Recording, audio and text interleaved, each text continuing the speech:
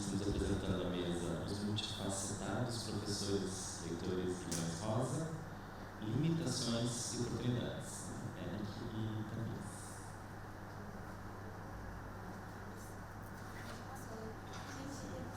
Estamos mostrando ali um mapa dos leitores para a gente trazer novamente a questão da grande diversidade de contextos, né? O quanto os nossos postos estão espalhados ao redor do mundo, como isso influencia então o nosso trabalho, né? Pois isso vai ser importante para a gente pensar em alguns questionamentos, né, da nossa mesa. Então, a partir disso, como nós escrevemos nosso resumo, nós vamos ler, nós queremos pensar um pouco sobre as limitações e oportunidades que compõem a nossa formação, a nossa formação continuada, a nossa atuação.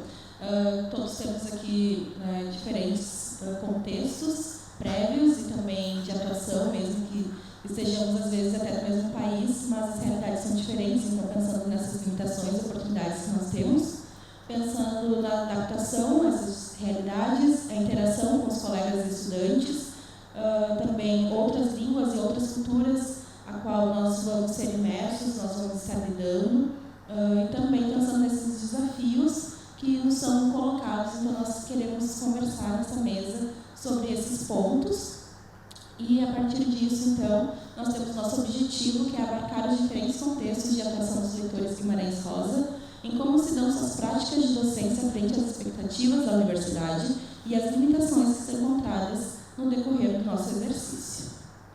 Então, a partir disso, nós temos então os questionamentos. Então, são dois questionamentos que a gente...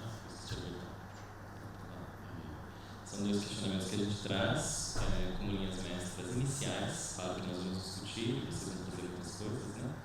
Mas, primeiro, de que maneiras você se vê disseminando o português e as culturas brasileiras na forma com que trabalha e se relaciona na universidade? E o segundo seria, quais seriam alguns dos momentos de contraste advindos de algum tipo de choque cultural, colocamos ali entre aspas, né? A gente pensar essa expressão popular, né? Podemos também negociar o que significa isso, que você já pôde vivenciar e que influenciou a sua prática. E aí a gente vai caminhando juntos, né? Obrigado.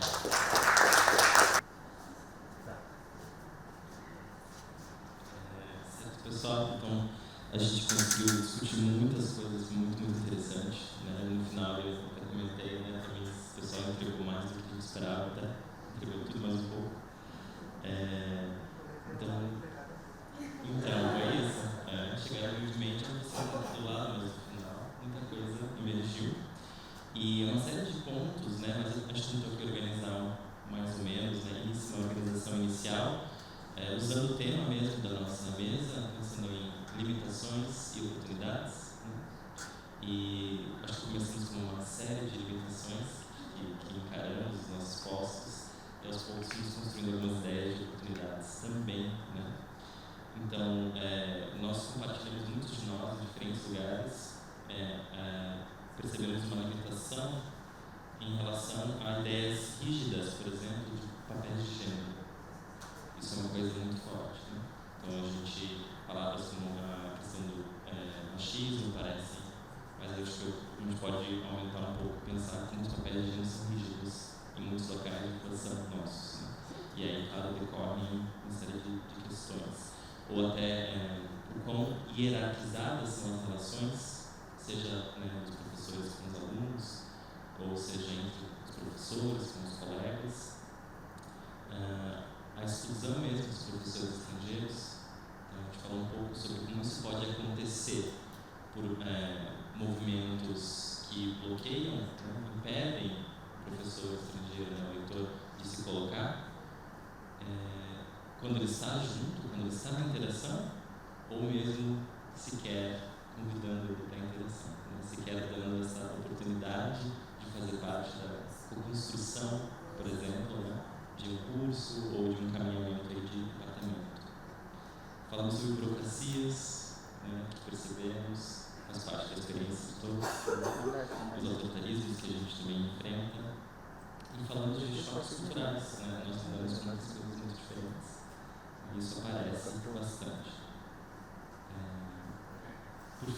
trago também aqui a alimentação, que é uma percebida alimentação pela diferença das ideias de cultura acadêmica, né? De letramento, de qual é o papel da universidade, qual é o papel da educação básica, o quanto esses dois estágios, essas duas etapas, na verdade, podem estar muito próximas, né? Como uma continuidade uma da outra, né? Ou quanto elas ficam mais separadas, e a questão da criticidade, da interação em sala de aula, da espontaneidade, que muitas vezes o leitor vai esperar, né, como professor brasileiro, um tipo de formação que a gente tem, né, na terra de Paulo Freire, e aí que a gente encontra os nossos postos, né. Mas há oportunidades também, também você pode falar um pouco.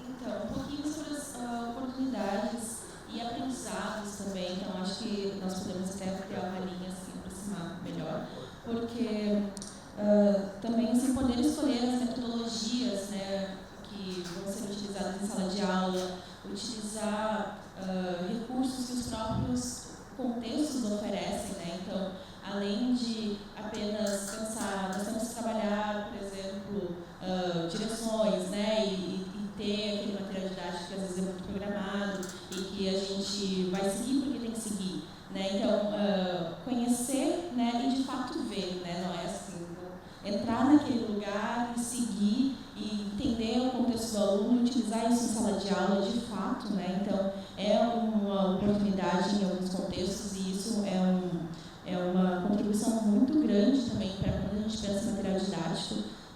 É realmente, né, adaptar cada contexto, cada realidade, e isso é algo que apareceu na nossa conversa. Também utilizar os saberes dos alunos e práticas, né? Então, se eles sabem fazer alguma alimentação, alguma roupa, alguma coisa, utilizar isso também na sala de aula. Então, isso apareceu aqui também. E eu anotei aqui, só para a gente poder finalizar, o ensino que faz sentido para os alunos, alguém que os vê e procura entender de verdade. E isso dialoga com o Bell Hooks. Então, eu acho que o que surgiu na nossa conversa vai muito em encontro, né, da pedagogia de Freire, de Bell Hooks, Lélia Gonzalez. Eu acho que a gente tem aí várias coisas muito legais para a gente aprofundar. E também vou finalizar só com as romantizações dos lugares que às vezes, né, a gente romantiza muito, seja África, seja Ásia, seja Europa, seja América, a gente sempre romantiza, a gente tem essas imagens e às vezes a gente tenta quebrar os estereótipos dos nossos alunos, mas nós também temos estereótipos sobre os lugares. Então, acho que isso é uma outra coisa que surgiu na nossa mesa e que nós vamos pensar então e já convido os colegas para escrever coletivamente o artigo. Então, é isso.